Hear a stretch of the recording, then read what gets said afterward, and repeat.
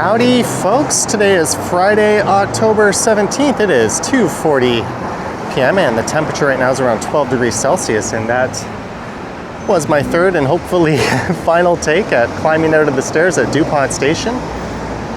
That's the intersection of Spadina and DuPont.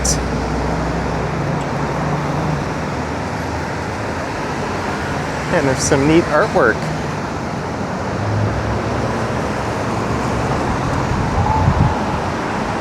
Lurking behind this entrance to the station here.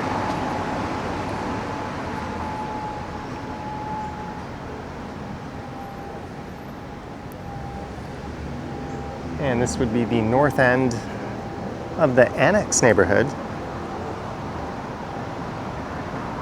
And in this one, I'm going to walk east along DuPont here over to St. George Street. And then it'll be south down all of St. George, and then at College it becomes Beverly Street, and I'll head south down Beverly to where it ends at Queen.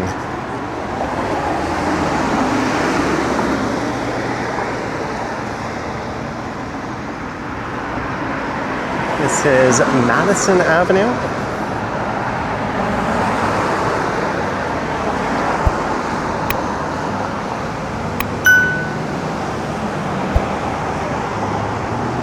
You can see some of the fall colors are coming in. I'm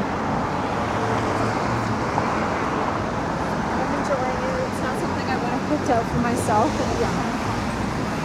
You can get yourself a healthy smoothie at this place, Gleam and Sip. I first recorded a walk on these two streets, I think back in 2020, if I'm not mistaken. Basically did this walk in reverse, and I may have done it once since then.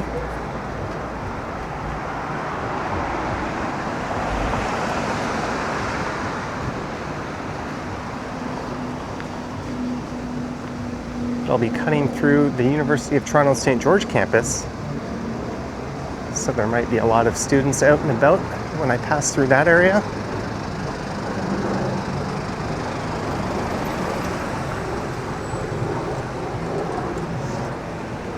This is Huron Street, which runs all the way down to just north of Queen. But interestingly, there's a little stretch of it just on the other side of the CP rail tracks that was disconnected way back when they built the rail tracks. St. George should be the next street coming up. And it's a street I almost lived on. I'll talk a little bit about that when I walk by the building I almost moved into.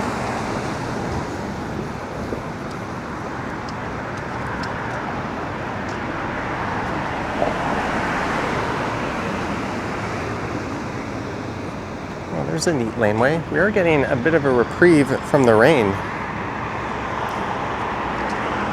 To meet a reporter at 1:30 at Bloor Young. He was writing an article on the city, and it was raining at the time. So I have my umbrella with me. But fortunately that has let up. There we go, St. George Street.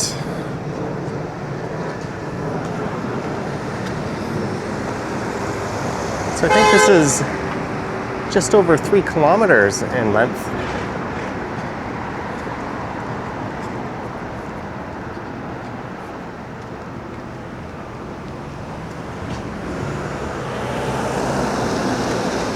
And it was named back in 1836. I better get these facts out of the way with while I can still remember them. There's a lot of these gorgeous old homes.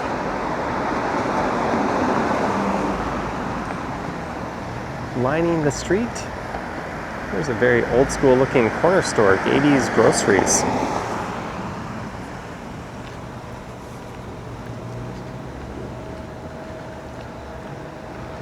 It was named after a French loyalist in exile, Laurent Quentin St. George was his name. And you'll notice there's a painted bike lane on the west side. But curiously, there isn't one on the east side going north.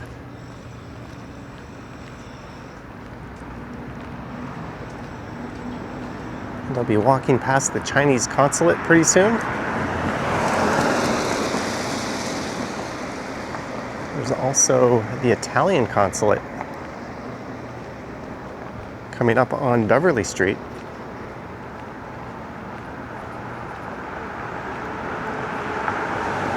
I would say this is a highly desirable street and neighborhood to live on. The rents certainly reflect that. It's got good proximity to the University of Toronto, and I guess even St. George, or rather George Brown College, just north of here, as well as Bloor Street, and the popular stretch along the Annex is just south of here as well. There's a subway station on this street itself.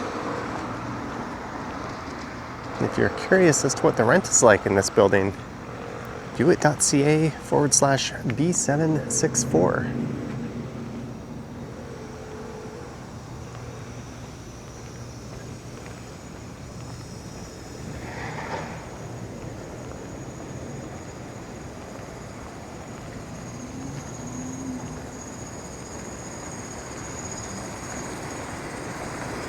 It's always pretty quiet on this stretch. I just wanted to do the entirety of St. George Street.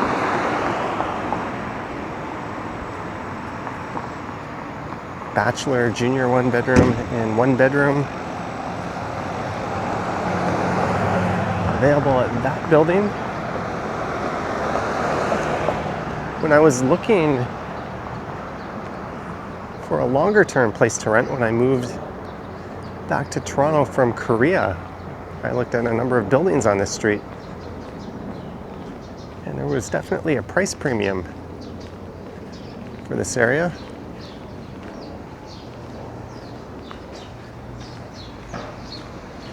There's plans for a 12-story residential building there. Just gonna fix my shoelace. There we go.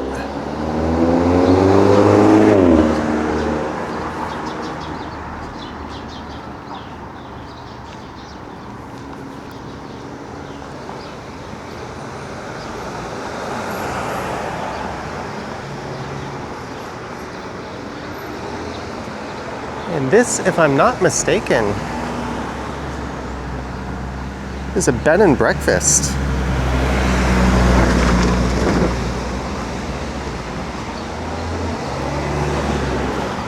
And I think the prices vary dramatically here.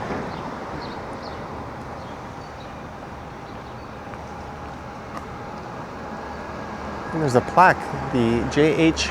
Patterson House, and I think that says 19. We can go get a look. 1905.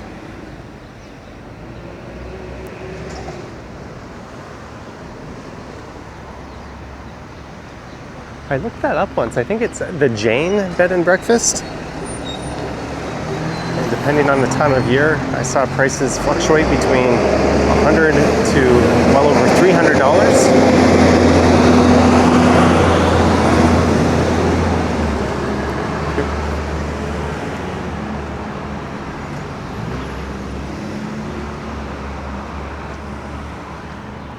And there's the building. I was looking at a studio.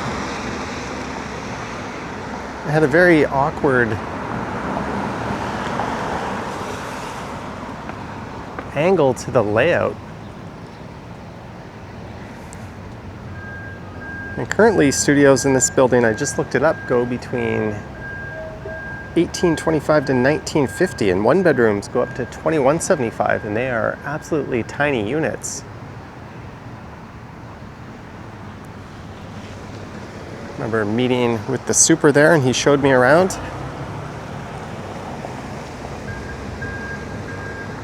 That was right when I found my current place at Yonge and Eglinton for about half of that. I was only paying 900 something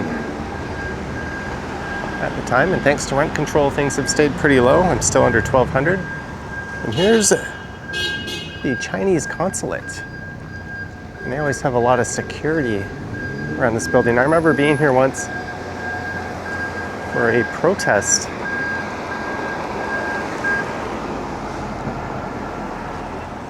Do they ever give you trouble? Oh, sorry. I was just asking. No English, apparently.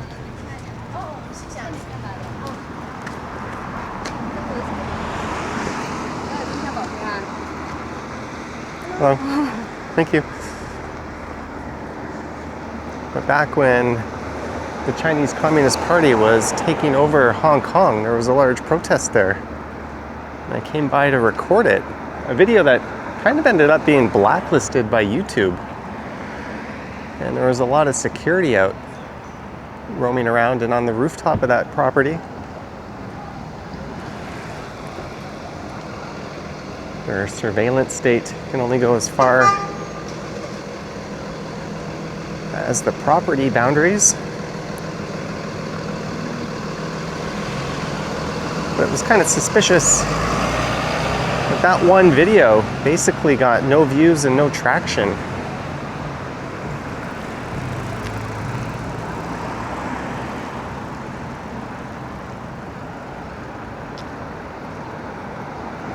The Sarah House. It's starting to rain a little bit more. I might need to break my umbrella out.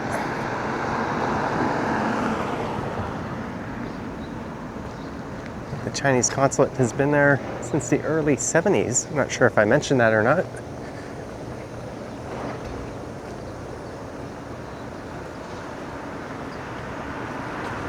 Usually consulates, embassies for major countries are in more prominent locations.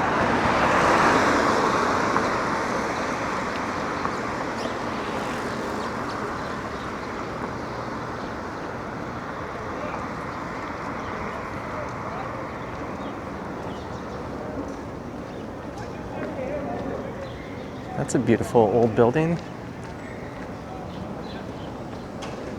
Private property, no loitering.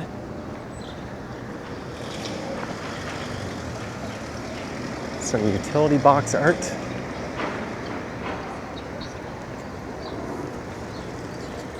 So typical rents in this area were about $19.50 a month for a studio.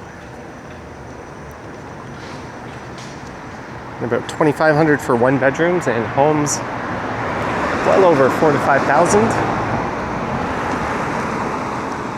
This building here comes with a tuck shop.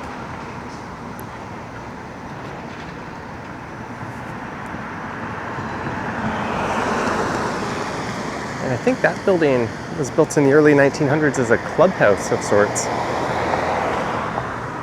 It looks like it could stand in as a frat house.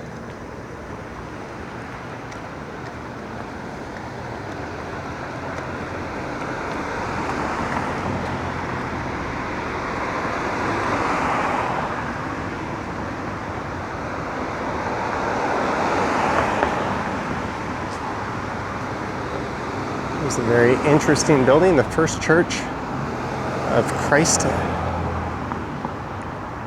Scientist.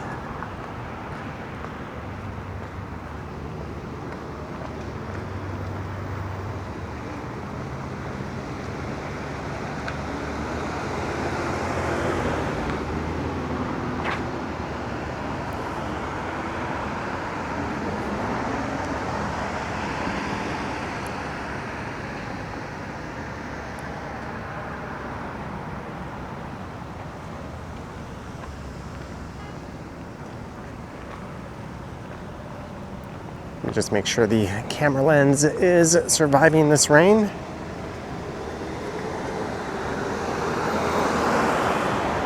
The camera's starting to get wet, but the lens seems to be clear for now.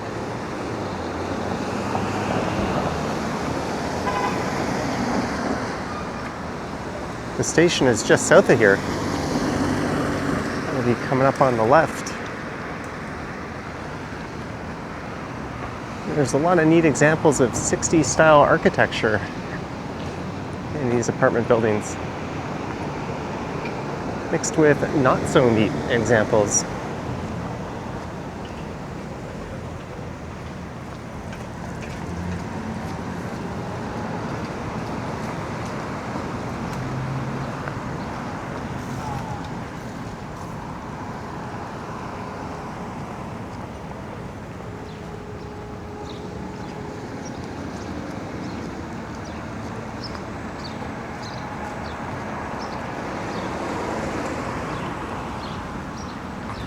Keystone School.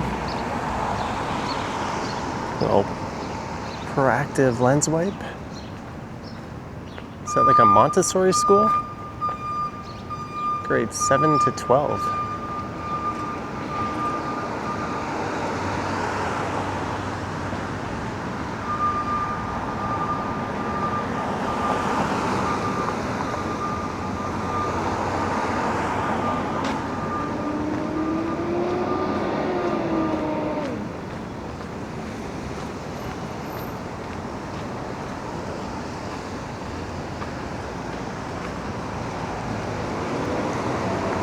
If you're wondering why I'm recording early on a Friday, I don't normally do this. Well, the Jays are playing after 6. I think at 6:08 p.m. Game 3 versus the Mariners. You'll know the result by the time this is uploaded if you follow baseball, but I want to be home in time to enjoy that. There's the Royal Canadian Yacht Club. There's St. George Station, where you could board line 1 or line 2. And this building here is the Hong Kong Economic and Trade Office, the Government of Hong Kong Special Administrative Region. I don't know if they had to change the wording of that since they were taken over by the CCP, but I think that's a de facto consulate.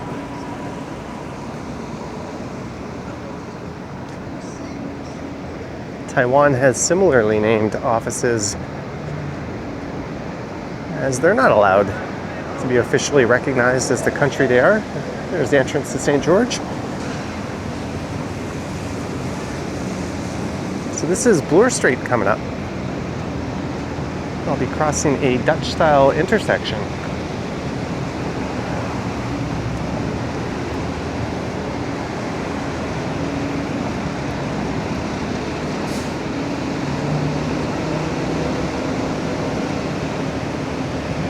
And over there is the York Club. That's a private club that's quite exclusive. Originally, that home, I believe, was built by the Gooderham family. They're behind the distillery district, as well as the Flatiron Building.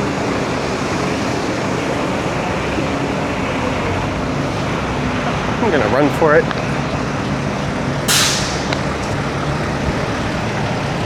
That's the Frank Gehry designed Bata Shoe Museum.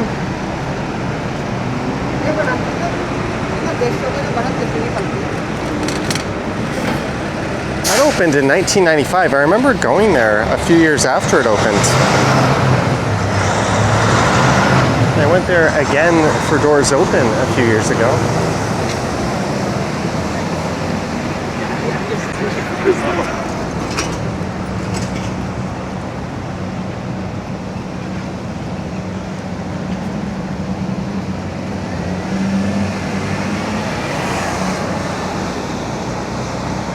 Now it's walking through the University of Toronto's St. George campus.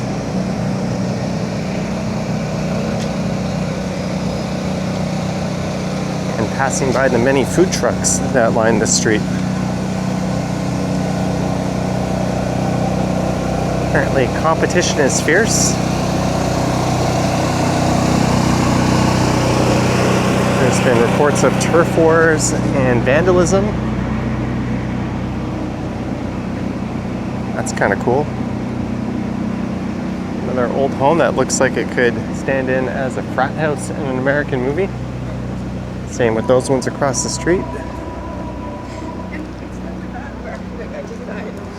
My thing is, you saw it. I think fraternities are technically banned in Ontario. Earnscliffe College.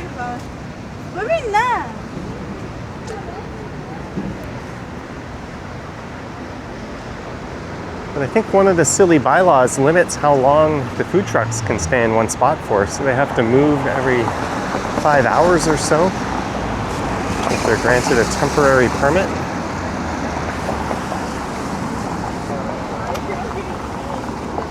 Unless you go for 9.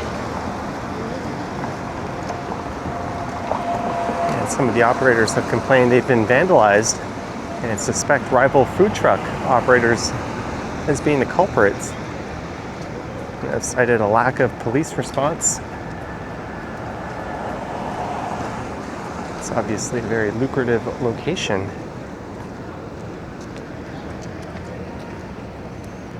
And there's a neat view of Varsity Stadium with One Bloor East rising, or rather One Bloor West.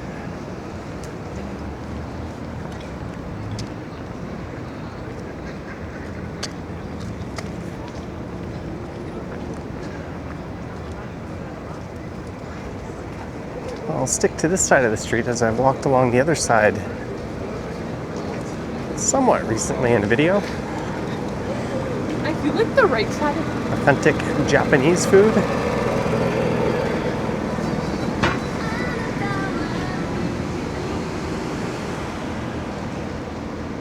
And coming up on the right is Robarts Library.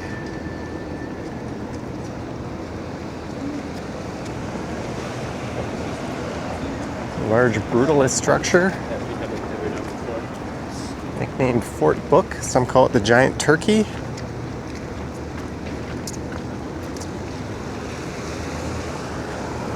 Opened in the early 70s.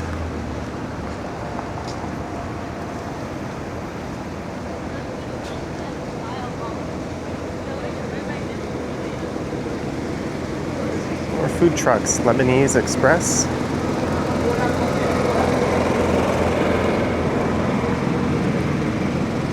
That can't be healthy, breathing in these fumes from the generator. Beef shawarma wrap, $6.99. That's priced in a student-friendly manner.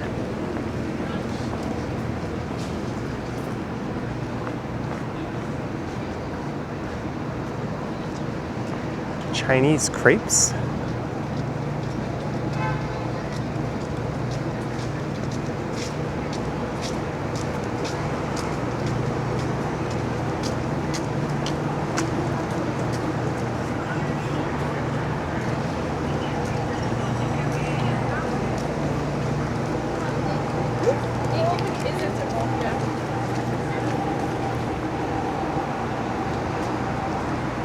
That wing is the Fisher Rare Book Library.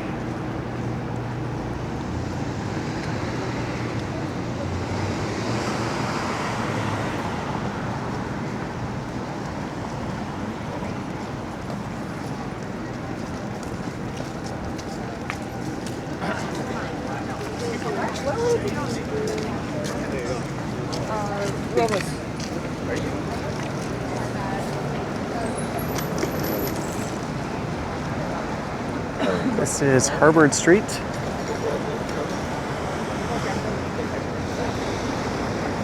Well, it becomes Hoskin Street, just on the east side.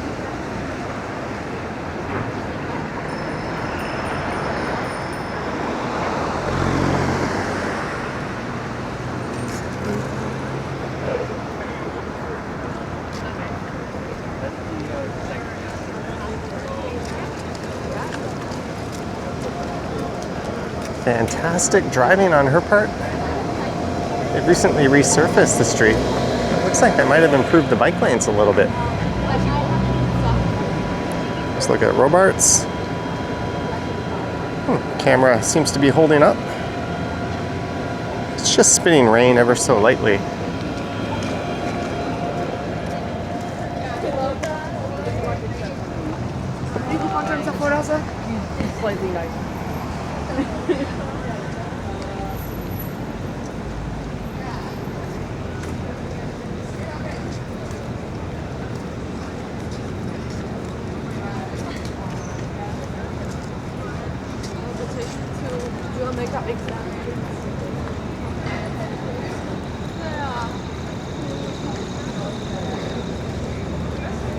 food trucks.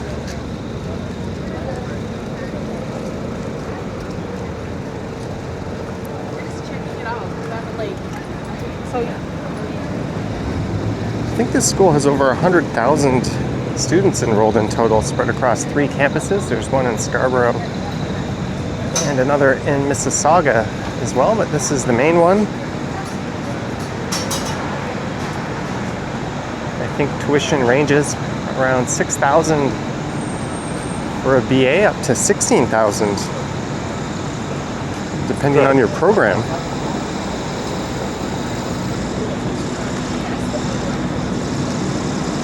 So for international students, that range is between $48,000 to $70,000 a year. So international students are quite the cash cow for the university. There's been quite a controversy regarding international students in Canada who come here to study, but they really don't have any intention on doing that. They're really just trying to circumvent the immigration system. And they attend diploma mills, but I don't think that's an issue at a school like this. Cardiovascular Disease Student Association.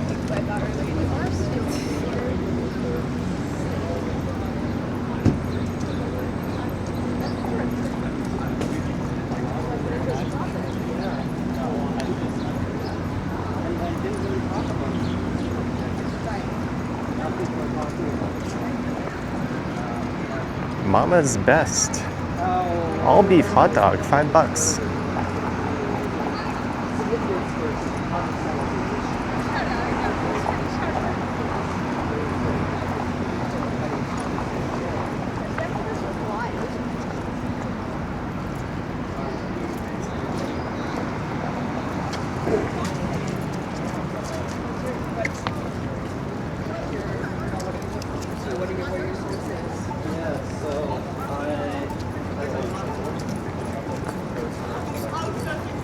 Settling on that first off, and then figuring out directions. But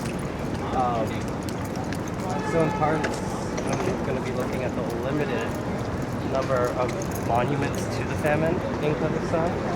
That's sort of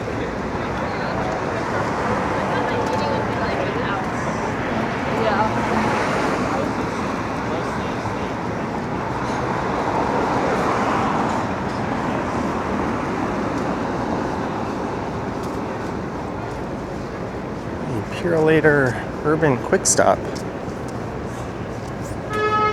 That's a courier service, actually owned and operated by Canada Post.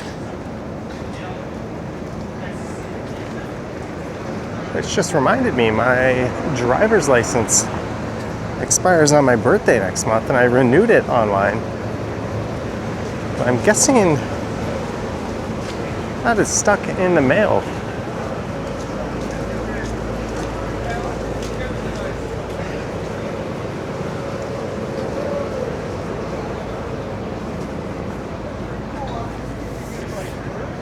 I think I'll be able to just print a form that shows I submitted my renewal and just keep that with me until I receive the actual renewal.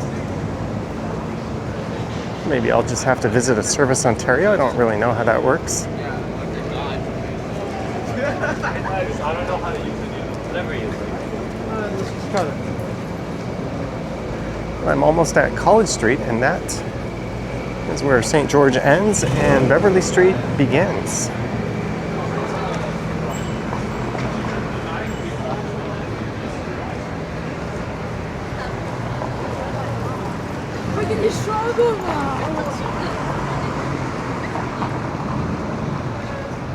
C'est son prénom d'ici. Ah oui.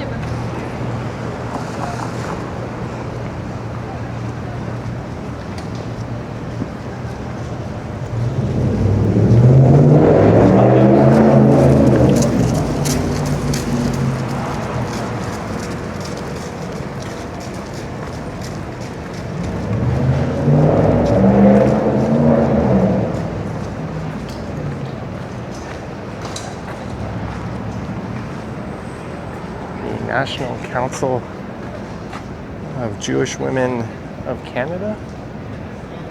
All right, I'm going to pretend to be a student and waltz in there and try to find the facility. I'm not gonna record and draw attention to myself, but nature is calling. Mission accomplished.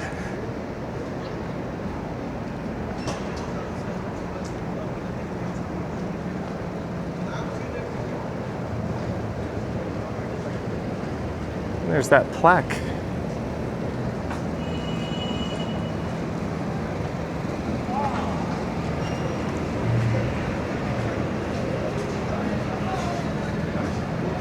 It's quite the nice building inside.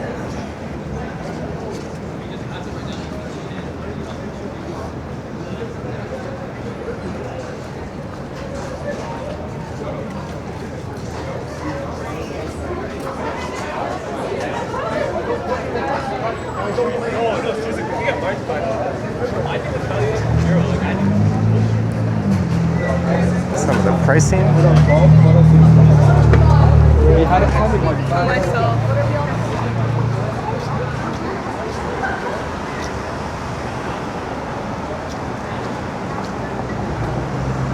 I think it's a little bit busier on the other days of the week in this area. College and McCall intersection closed October 14th through December 1st.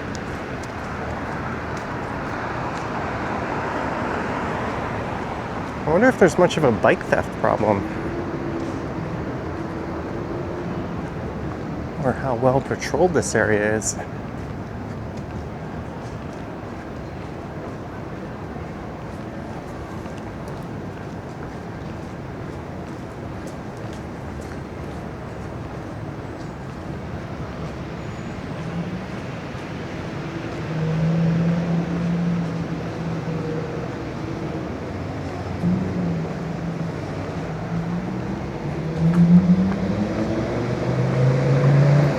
Alright, and that concludes walking St. George Street.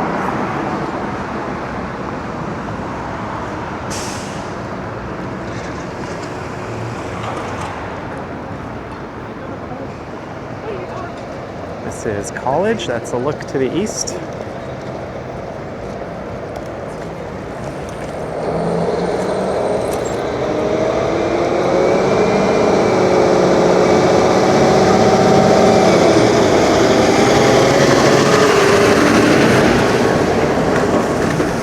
I think the College streetcars are being diverted south to Dundas through this stretch due to that construction.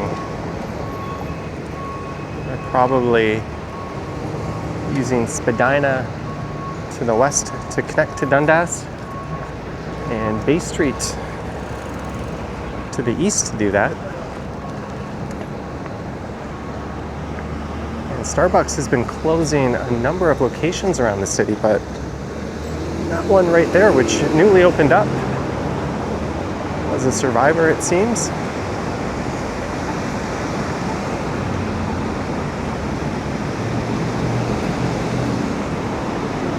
And now it's south down Beverly Street. This was named after a prominent Canadian politician from the 1800s. I think Sir John Beverley Robinson was the name. And it feels a bit more like St. George Street did north of Bloor.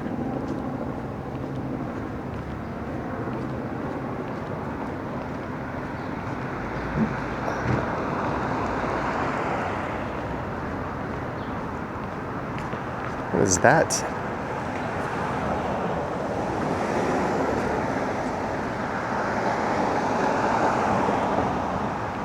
Here's a house for sale. You can look it up, 228 Beverly Street.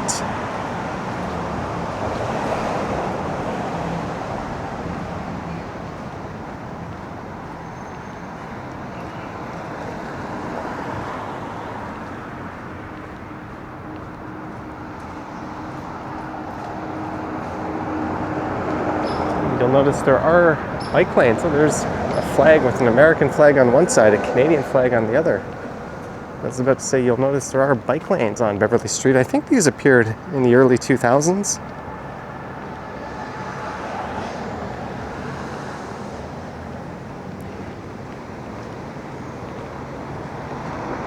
And this is a unique building on the corner coming up.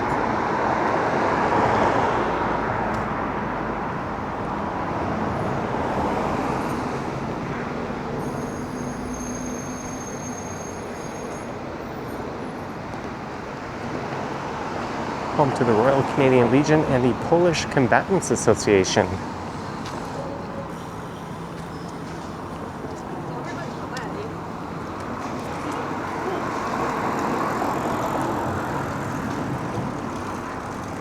I think you can rent the hall there. It's an association that promotes Polish heritage and commemorates their war efforts.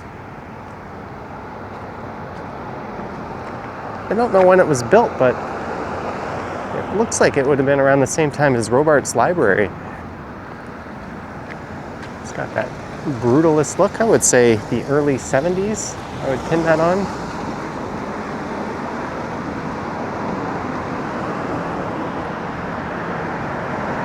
I would say a lot of these homes are well over 100 years old based on their appearance.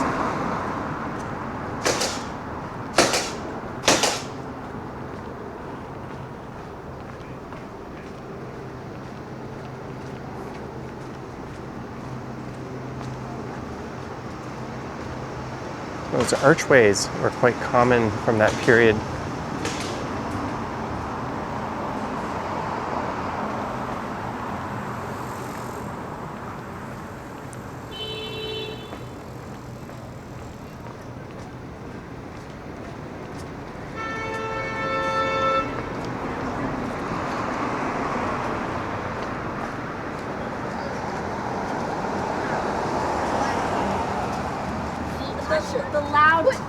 The loud. I'm not being And that's the Beverley School on the right. Goes from junior kindergarten to grade 8. And I think this is the George Brown House on the right here. This one goes back to the 1870s.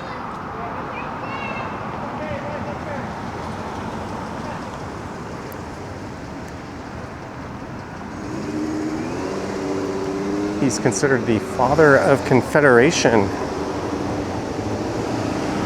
and the founder of the Globe newspaper.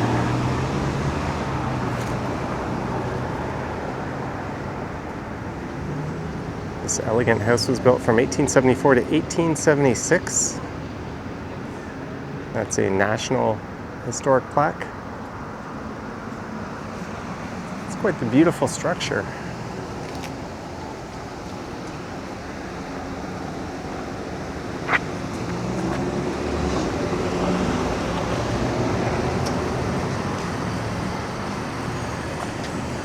And the school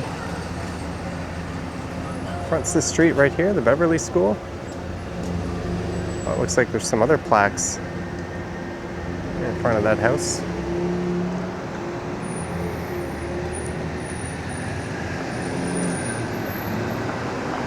And you'll notice Chinese characters on the street signs here.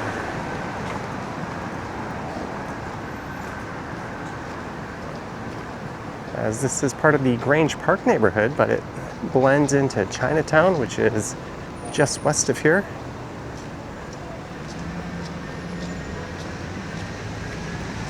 I think this is the Hayden Park Secondary School just on the right.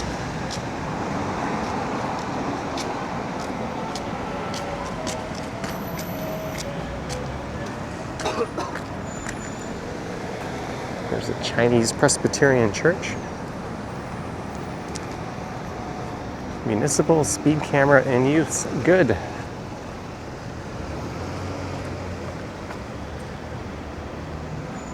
There's schools on this route.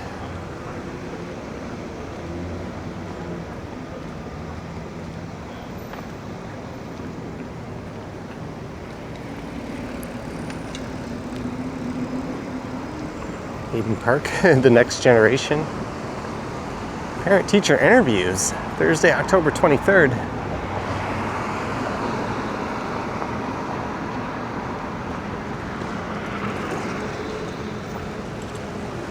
There's the Chinese characters.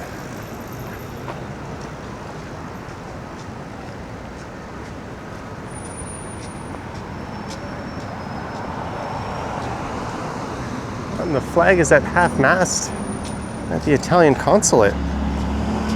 That's in a gorgeous old mansion.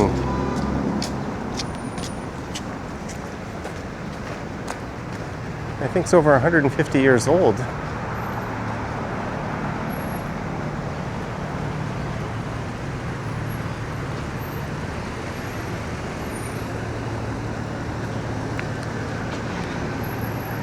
I tried to look up when this was established and I couldn't find that information before.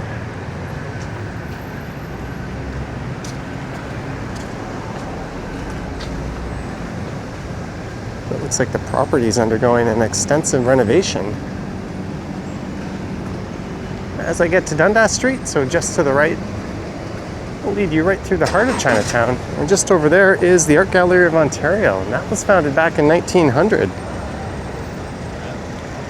making it around 125 years old, although its current state dates back to 2008. That was a Frank Gehry design renovation.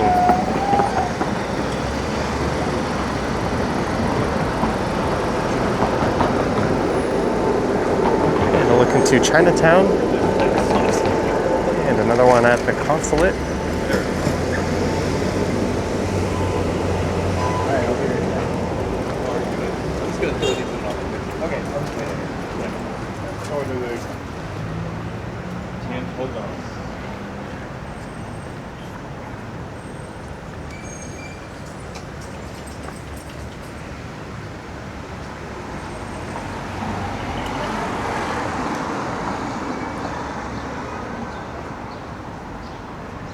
And a big park, Grange Park itself, sits just south of the art gallery. And there's a large mansion that fronts the park. It's on the back side of the art gallery. I've done a number of walks through that park, including a few this year, so I'm gonna stick to Beverly Street.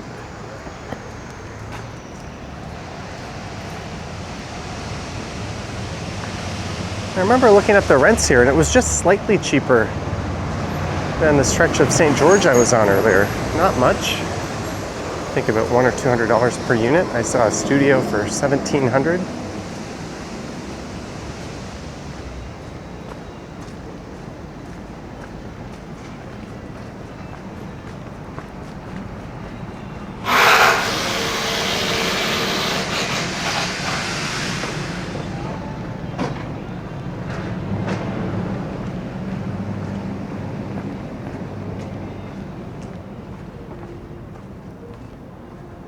There's the park.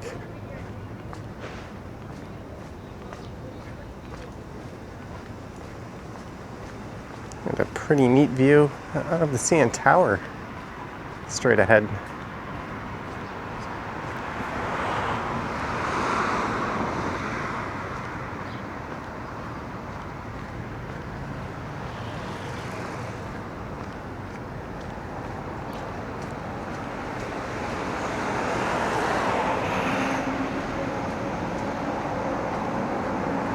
Large two-bedroom apartments.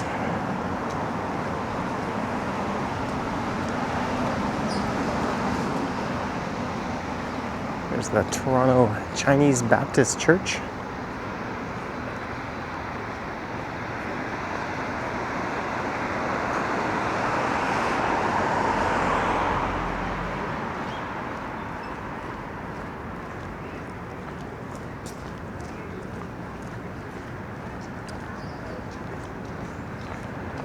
Wouldn't call those push-ups, but probably getting a pretty good core workout doing that.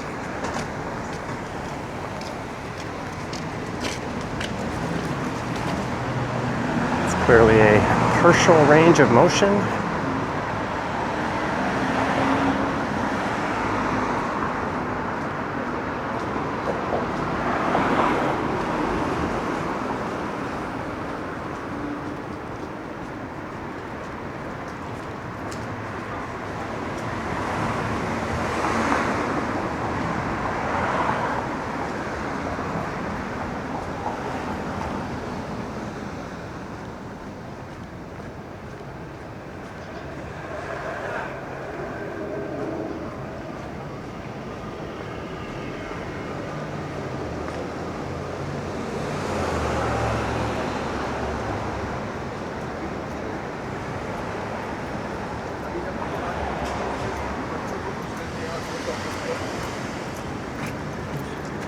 So very considerate of them to not at all move out of the way, despite them being two.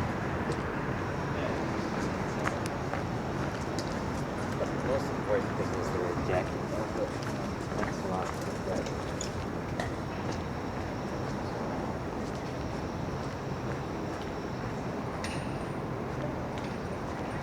There's the destination, Queen Street just up ahead.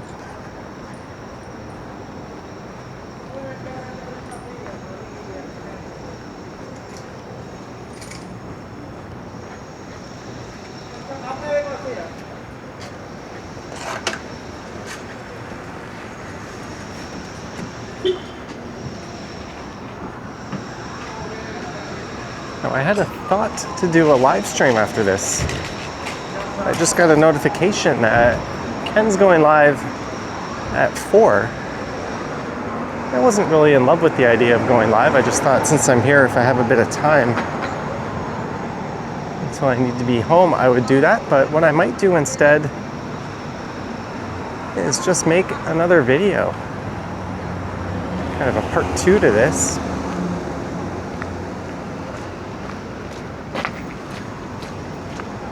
Not really have a route in mind.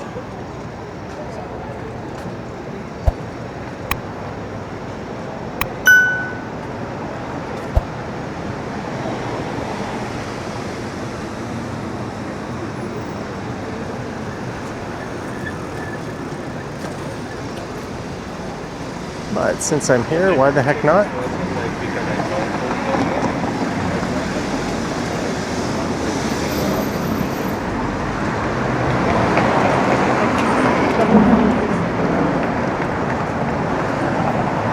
And on that note, I hope you enjoyed this one, walking down all of St. George and Beverly Streets to Queen Street West. I'm going to think about what I'm going to do next. It has started to rain a little bit more.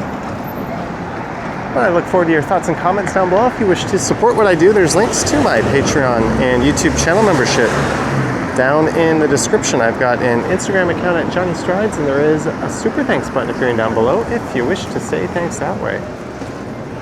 Anywho, thank you so much for watching. And as always, I will catch you in the next one. Yoink.